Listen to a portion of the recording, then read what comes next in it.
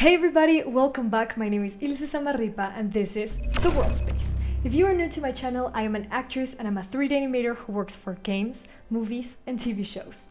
If you like this kind of content, don't hesitate to subscribe and hit that notification bell so you never miss a video that I upload. Big news, since it's almost Christmas time, I am partnering up with Ana Luisa. I know you guys liked it from last time, so I'm bringing it back. We're doing it again. Ana Luisa is a fine jewelry brand. I love partnering up with Ana Luisa, not only because they have this gorgeous, delicate, beautiful jewelry designs, but also because they care a lot about the environment. They are carbon neutral. The boxes they send you are always 100% recycled. I know that in Christmas time, we like to buy things for the people we love, for our friends, for our family.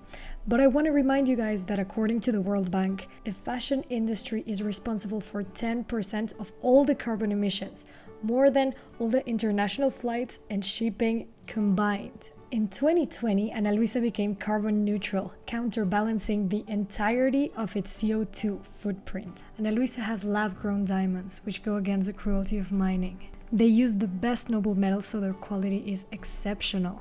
And that's not it. Look at these gorgeous designs. They were kind enough to send this to me. I picked this exquisite necklace called Ona. It's 14 karat gold plating with cubic zirconia on recycled sterling silver. This Elise pendant that I love, it looks like a little droplet. It's 14 karat gold plated with cubic zirconias. This tasteful necklace called Vida. It's 14 karat gold and sterling silver. And these earrings that are one of my favorite ones, which are 14 karat gold plated with cubic zirconias. Their pieces are very affordable, and if you click in the link down below, you can get one piece and get the other one 60% off. Take advantage of this sale. It's perfect for yourself, for your family. You can always mix and match. Right now I'm wearing this and this for the perfect stack look. Thank you for your time, and let's jump right into today's video.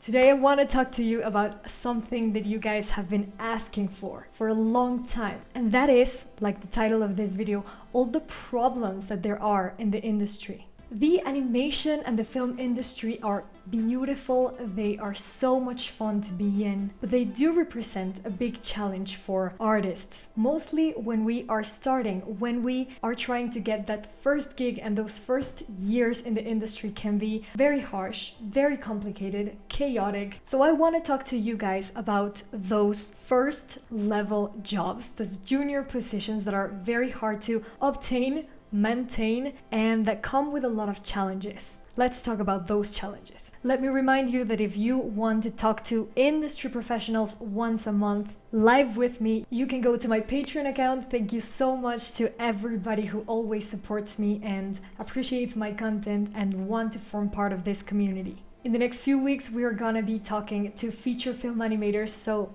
don't miss it. Don't forget that I have a course on LinkedIn where you can learn to expand your network, get a lot of recruiters to see your content, and go viral in weeks. It is specially tailored for artists, but actually like anyone can take it, and it's a very, very good gift from me to you. I will leave you a promo code down below so you can check it out. Now let's talk about the biggest problems. Number one, the fact that every single day there are more and more and more juniors in the industry. It is great that a lot of people want to be in the industry, but the thing is, if you are beginning, you are finding a lot of competition. Obviously, there are many new students that want that first gig and they're competing against you. So as long as there are not as many positions for all the juniors who want to come in, it's obviously going to be a little bit more complicated for you to find a job. That also means that the people who hire can be a lot more choosy, and they can create certain standards or propositions for their artists that may not be optimal, and a lot of people are going to take it anyway because they want a job. So I think that is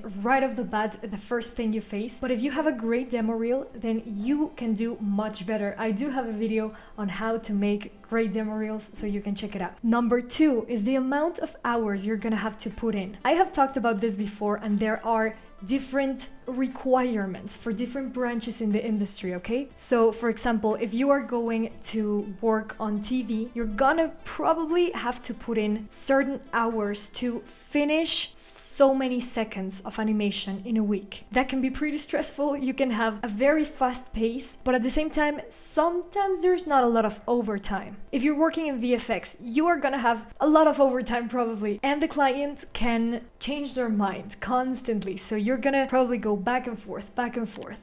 If you're working in video games or in a studio that is 100% going into feature animation, maybe you'll find something more stable where you don't have those many hours to put up with, meaning overtime hours, more than 40 hours a week. 3, now let's talk about salaries. A lot of people ask me about salaries, and the thing is, yes, when you are starting, it's gonna be hard to find a really good pay and a really good gig, because those things don't necessarily work with each other when you are starting. For me, when I began my career, it was okay. I didn't have the highest salary, but I was happy with it. I could afford living in another country, paying for the groceries, paying for my rent and everything that I had, because I didn't have debt and I didn't really have to worry about anybody else, just me. So even with those expenses, I still had like a little bit of savings that I could have. But it is true that for friends of mine who were also in a junior position and had a family, like it was them, their wife usually or husband,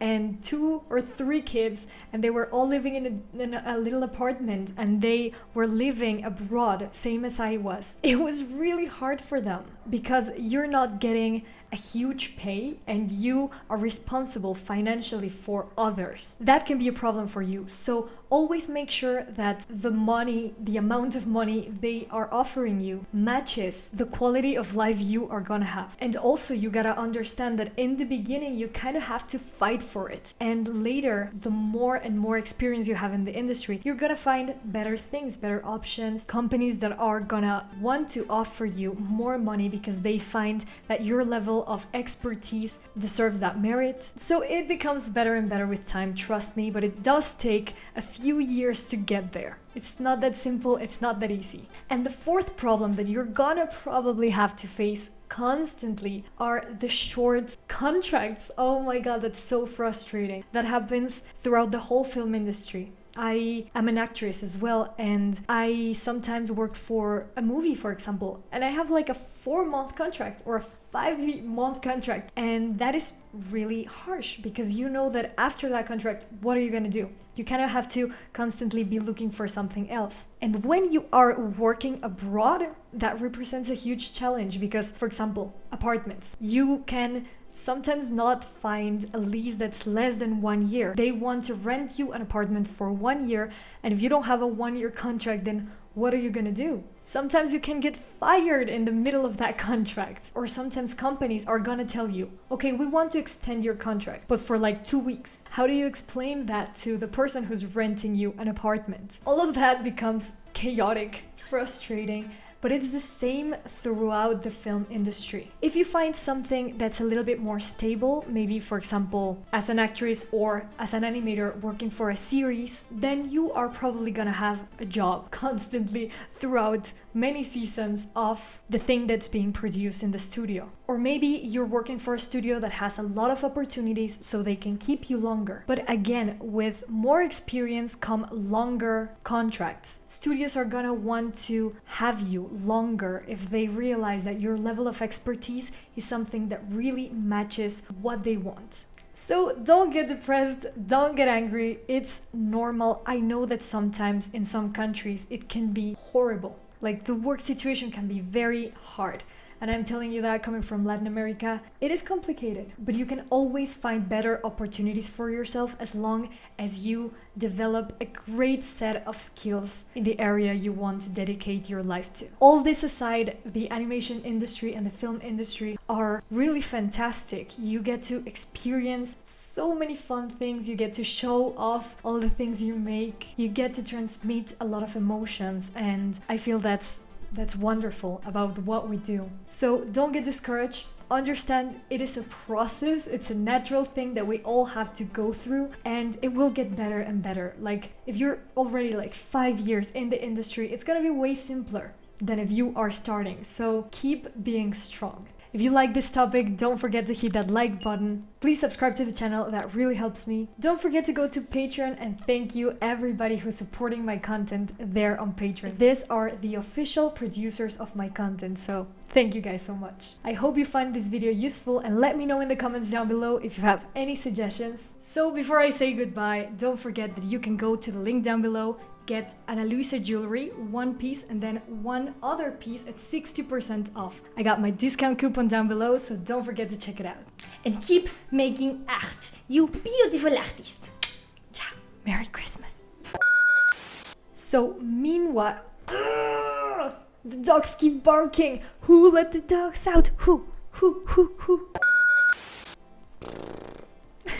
What was I saying? But when you already have that job, blah, blah, blah.